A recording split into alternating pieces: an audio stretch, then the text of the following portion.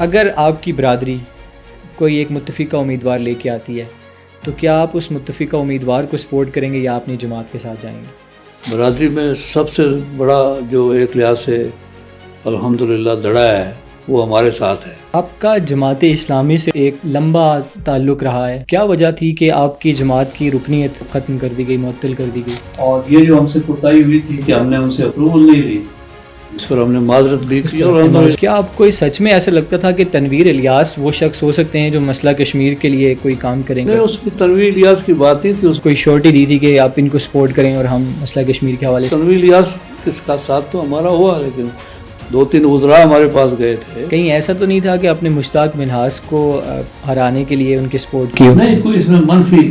2016 میں آپ نے مشتاق منہاس صاحب یعنی نون لیگ کو سپورٹ کیا، 2021 میں پی ٹی آئی کو سپورٹ کیا، تو کیا کہیں ایسا تو نہیں ہے کہ اقتدار کے قریب رہنے کے لیے آپ نے یہ فیصلے کیے؟ جب ووٹ کی باری آتی ہے تو عوام جماعت اسلامی کو اس طرح سے ووٹ کیوں نہیں دیتی؟ کیا آپ سمجھتے ہیں کہ کہیں پالیسی میں یا کسی ایسی چیز میں کوئی کمی رہ گئی ہے؟ باقی جماعتیں کون سا تیر مارتی ہیں جن کو ووٹ ملتے ہیں؟ آپ نے ایک انٹرویو میں یہ کہا تھا کہ میں اب الیکشن میں حصہ نہیں لوں گا، اب نوجوان قیادت کو آگے آنا چاہیے، کیا وہ نوجوان مل گئے ہیں یا آپ کو ایک مرتبہ پھر میدان میں آنا پڑے گا؟ اس دفعہ جماعت نے میری معذرت کے باوجود فیصلہ کیا ہے۔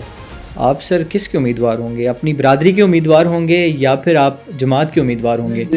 تو وہ ایک برادری کا کینڈیڈیٹ دوسرے برادری کے گاؤں محلے میں نہیں جاتا تھا۔ بریگیڈیئر صاحب ہیں، وہ آپ کی جو برادری ہے نارمہ برادری، اس کے متفقہ امیدوار کے طور پہ سامنے آ رہے ہیں، اس بات میں کتنی صداقت ہے؟ کوئی برادری کسی کی جیب میں نہیں ہے۔ جماعت اسلامی نے ایک بڑے لمبے عرصے تک جو ان کے مطالبات تھے ان کی حمایت کی، لاسٹ مومنٹ جب وہ احتجاج کی طرف جا رہے تھے تو جماعت اسلامی نے ان سے علیحدگی کا فیصلہ کیا، کیا وجہ تھی کہ ان سے آپ علیحدہ ہوئے؟ جب وہ اعلان کیا تو اس وقت یہ مہاجرین کی سیٹوں کا مسئلہ نہیں تھا، جو آئینی مسائل انہوں نے چھیڑے، جو ہے وہ کوئی وکیل، کوئی دکاندار، کوئی تاجر یا کوئی سیاسی کارکن اٹھ کے یہ بات کرے گی، یہ ختم ہونا چاہیے۔ آپ یہ سمجھتے ہیں کہ بیس کیمپ کا جو کردار ہونا چاہیے تھا وہ ٹھیک طریقے سے ادا کیا گیا؟ نہیں ہوا۔